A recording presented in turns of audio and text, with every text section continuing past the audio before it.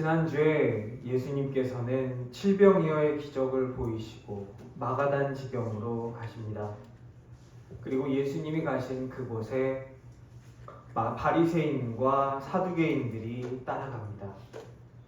바리새인과 사두개인이 같이 예수님을 시험하러 따라갔다라는 이 구절을 처음 들었을 때 마태교회 사람들은 이라고 했을 것입니다.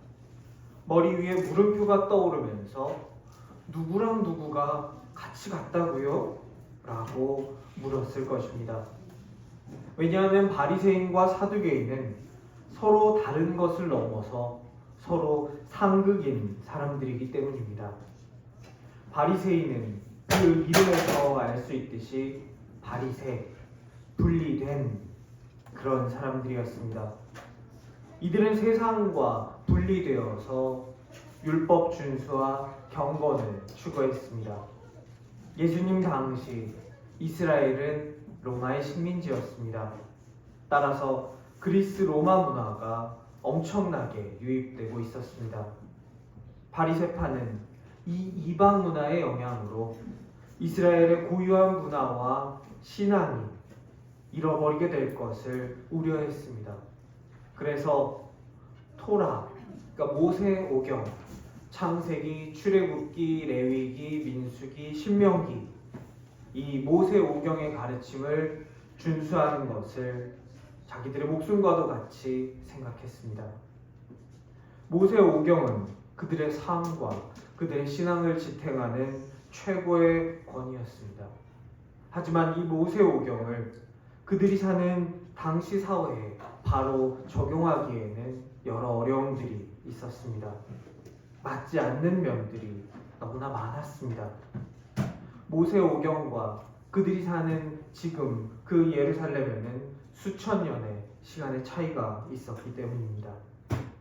그래서 그들은 시대의 변화에 맞춰서 율법을, 모세오경을 재해석합니다. 바리새인들은 우리가 제사장은 아니지만 제사장처럼 경건하게 살아야 한다라고 주장합니다. 여기까지는 참 좋습니다. 좋은 목표였고 이것을 잘 지키고 산다면 좋은 일이었습니다. 하지만 이들은 도가 지나치게 더 나아가 버립니다.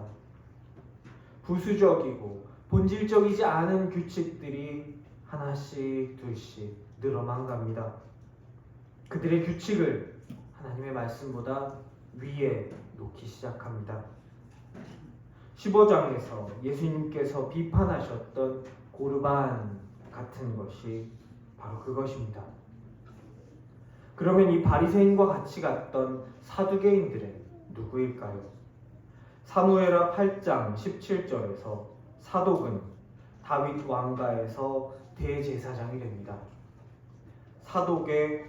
사독이라는 대제사장, 사람 이름입니다. 사독은 그들의 후예들은 예루살렘 성전이 멸망하기 전까지, 그러니까 예수님이 오신 다음 70년경에 멸망하는데 그 전까지 사제직을 수행했습니다.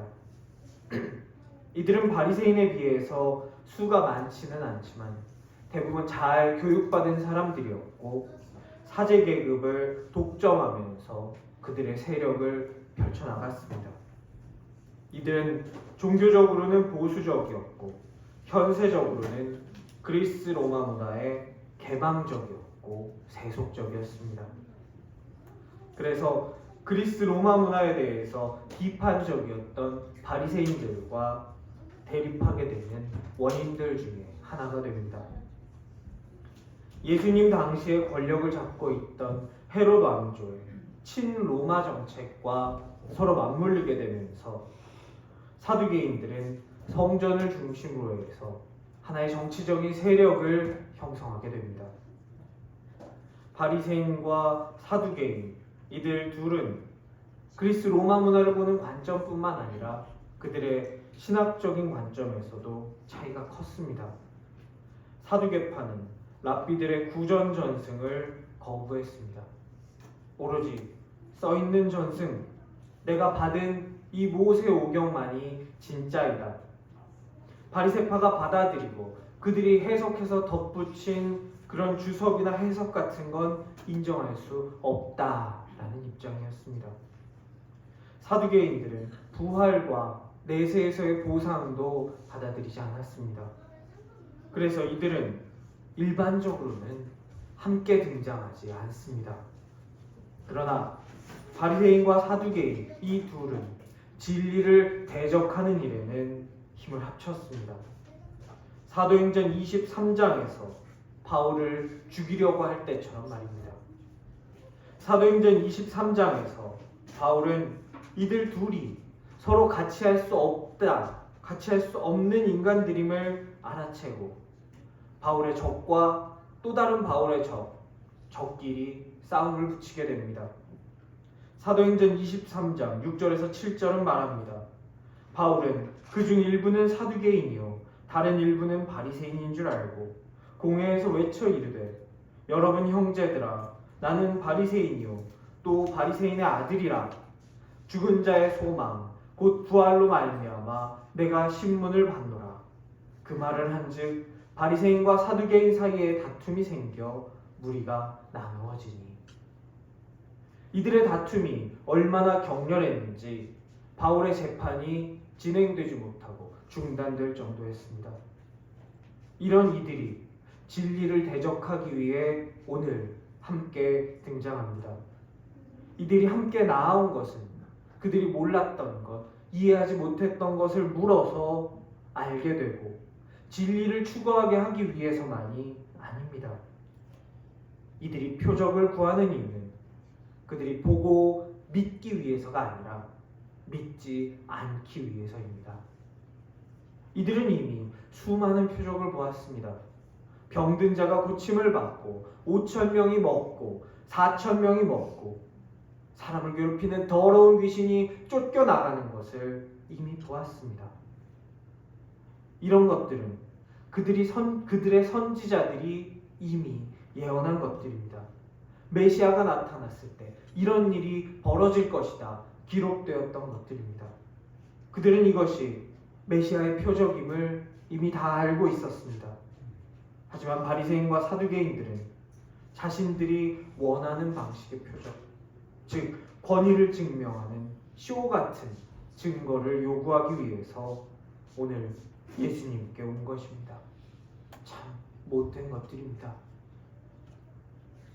우리는 가을 하늘이 참 예쁘다라고 말할 때 그 하늘과 하늘이 두렵지도 않느냐라고 할 때 그 하늘은 똑같은 하늘이라는 단어를 사용했지만 그 층위와 의미가 다르다는 것을 알고 있습니다. 가을 하늘을 이야기할 때 그 하늘은 우리의 눈으로 볼 수 있는 하늘입니다. 새가 날아다니고 구름이 떠다니고 낮이면 해가 뜨고 밤이면 달이 뜨는 그 하늘입니다. 하늘이 두렵지 않느냐라고 할 때의 하늘은 신적 존재가 있는 공간 혹은 그 신적 존재 자체입니다. 바리새인들은 이러한 신적 존재의 표적을 예수님께 구합니다. 예수님께서는 이들의 요청에 대해서 가을 하늘 할 때에 그 하늘로 일부러 그 층위를 다르게 하여 답변하십니다. 이들의 속마음을 꿰뚫고 계셨기 때문입니다. 이들이 표적을 요구하는 목적이 그 표적을 보고 마음을 고쳐서 믿기 위함이 아니라는 것을 이미 아셨기 때문입니다. 예수님은 이들을 가리켜서 악하고 음란한 세대다 말씀하십니다.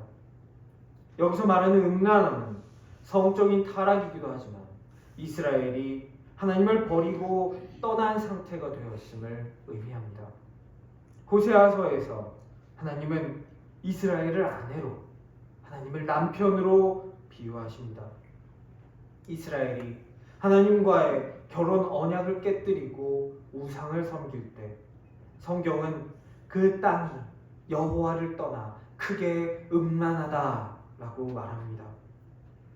이들이 바리새인과 사두개인들이 입으로는 모세오경, 성경을 목숨과도 같이 지킨다라고 말하지만 사실은 하나님과의 언약을 깨뜨리고 있다라는 것을 지적하신 것입니다. 이들의 마음이 이미 하나님께로부터 떠나 있다라는 것을 말씀하고 있는 것입니다. 예수님께서는 하나님에게서 떠나 있는 이스라엘에게 줄 것은 오직 요나의 표적뿐이다 라고 말씀하십니다. 요나의 표적은 죽음과 부활입니다. 요나는 여호와 하나님의 말씀을 안 듣고 여호와 하나님께서 보내신 곳에 정반대로 가는 배를 탑니다. 그리고 물고기 뱃속에서 3일을 지내게 됩니다. 물고기는 요나를 그가 원래 갔어야 할 곳으로, 하나님이 보내신 그곳으로 토해놓습니다. 이것은 예수님께서 십자가에 달리셨다가 세 번째 날에 다시 살아나신다는 것을 말씀하신 것입니다. 오늘 말씀 바로 뒤에서 베드로의 고백을 통하여 예수님이 누구신지 다시 한번 밝히 말씀하시기 전에 이미 죽기 위해서 이 세상에 오셨다는 것을 말씀하고 계신 것입니다. 지금 예수님이 이 요나의 표적을 말씀하시는 이때에 제자들도, 물으러 온 바리새인과 사두개인들도 아무도 이 말을 알아듣지 못했습니다. 하지만 시간이 지나서 제자들은 깨닫게 됩니다. 아, 그때 말씀하셨던 요나의 표적이 이것이구나. 가장 결정적인 표적을 이미 준비하고 계셨구나 알게 됩니다. 예수님이 오늘 말씀하신 요나의 표적은 기적을 보고자 하는 사람들에게는 불편한 것입니다. 물고기 뱃속에서 소화가 안 되게 하셨고, 요나가 그 뱃속에서 숨막혀 죽지 않게 공기가 있게 하셨고, 그 큰 물고기가 하필 토해낸 것이 하나님이 보내신 곳, 원래 가야 할 곳이었고, 이런 사실은 그들이 보기 원하는 번쩍하는 뭔가 멋진 쇼와는 거리가 멉니다. 하지만 하나님께서 요나를 통해서 말씀하시고자 하는 것은 분명합니다. 요나는 니느웨에 갔습니다. 니느웨는 걸어서 이쪽 끝에서 저쪽 끝까지 가는데 사흘이나 걸리는 큰 성읍이었습니다. 그 성읍에서 요나는 외칩니다. 니네 다 망한다. 이게 답니다. 예수를 믿으라. 그리하면 너와 내 집이 구원을 얻으리라. 이런 말 요나는 하지 않습니다. 니네 다 망한다. 이게 끝입니다. 요나서 3장 4절, 요나가 그 성읍에 들어가서 하루 동안 다니며 외쳐 이르되 40일이 지나면 니느웨가 무너지리라 하였더니, 끝에서 끝까지 걸어서 사흘 걸리는 성에서 딱 하루 다니면서 외칩니다. 40일이 지나면 니느웨가 무너진다. 이게 끝입니다. 이걸 듣고 뭘 어떻게 하라는 건지는 말하지 않습니다. 망할 거긴 한데 이렇게 하면 살 수 있어. 망할 건데 회개하고 하나님께 돌아오면 너네 다시 구원받을 수 있어. 안 망할 수 있어. 이런 내용이 없습니다. 그냥 너네 다 망할 거야. 이게 끝입니다. 그런데 어떻게 되었습니까? 왕부터 짐승까지 모두 금식하며 베옷을 입고 회개했습니다. 구원은 요나가 일으키지 않았습니다. 구원은 하나님께서 일으키셨습니다. 하나님께서 예수 그리스도를 세상에 보내시고 십자가에 죽게 하시고 3일 만에 다시 살리시면서 구원을 이루셨습니다. 요나가 한 것처럼 이 과정에서 인간은 전적으로 무력하고 무능하고 한심했습니다. 종교 지도자들은 하나님의 독생자를 잡아 죽였고, 제자들은 그들의 스승을 부인하고 도망갔습니다. 구원하심은 오직 하나님께만 달려 있습니다. 인간은 우리가 뭘 해야지만 구원받을 수 있다고 종종 착각합니다. 하지만 요나의 표적을 말씀하신 예수님의 구원은 전적으로 하나님께 있음을, 우리의 구원이 전적으로 타력 구원임을 말해줍니다. 요나의 표적은 기적을 보고자 하는 사람에게 불편한 표적입니다. 요나의 표적은 권력을 붙잡고 있는 종교인들에게는 거부하고 싶은 표적입니다. 종교 권력은 우리는 율법을 지킨다. 그러므로 하나님은 우리 편이다. 라는 구조로 작동합니다. 하지만 요나의 표적으로 말씀하시는 예수님의 십자가 사건에서 율법의 수호자를 자처하는 이들, 종교 권력을 가지고 있는 이들이 바로 예수님을 죽였습니다. 성전 권력이 하나님의 아들 메시아를 제거해 버리는데 가장 앞에 섰습니다. 가장 목소리를 냈습니다. 그래서 십자가는 그들에게 묻습니다. 정말 하나님의 편이 맞는가? 아니면 하나님을 그저 이용하고 있었는가? 십자가는 나의 이익을 위해서 하나님을 관리할 수 있다라는 인간의 환상을 산산조각냅니다. 바리새인과 사두개인은 이런 표적을 보이면 믿겠다. 이 정도면 우리가 인정하겠다라고 하면서 예수님께 표적을 구합니다. 이것은 예수님을 신문대에 올려놓는 태도입니다. 자, 거기서 당신의 능력을 보여주세요. 그러면 예수님이 그들 앞에서 재롱 부리면서 날 뽑아주세요. 날 믿어주세요. 이래야 하는 것입니까? 그렇지 않습니다. 십자가는 인간이 가지고 있던 메시아와 그 기준이, 메시아의 기준이 전부 무너지는 자리였습니다.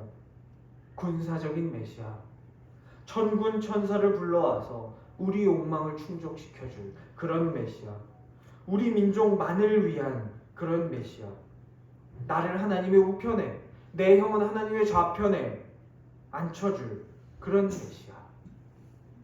인간들의 이런 기대를 십자가는 전부 꺾어버립니다. 인간의 기대 대신에 십자가는 인간을 선택해야 하는 자리로 이끕니다. 기적은 와, 내가 병이 나았다. 와, 내가 떡과 물고기를 먹어서 배가 부르다. 이것으로 끝납니다. 하지만 우리 앞에 선 십자가는 내가 그 길을 갈 것인가? 내가 그 길을 따라할 것인가? 아니면 그냥 내가 가던 길대로, 내가 살던 대로 살 것인가? 선택하게 만듭니다. 십자가의 길을 선택하시기 바랍니다. 요나의 표적을 붙잡으시기 바랍니다. 세상은 그들이 원하는 표적을 구합니다.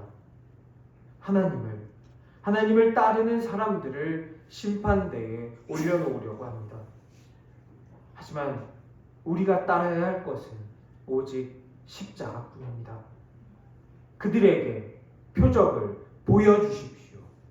내가 바로 표적입니다. 죽어야 할 내가 지금 살아서 예수를 따르고 있는 것이 표적입니다. 내 안이 더럽고 가시돋친 잡초로 가득 찬 인생이 아니라 내가 죽고 예수로 가득 찬 인생 되기를 축원합니다. 내 안이 예수로 가득 차서 바리새인과 사두개인 같은 이 세상 앞에서 내가 표적이다 당당하게 외치면서 사는 우리가 될 수 있기를 우리 주 예수 그리스도의 이름으로 간절히 축원합니다.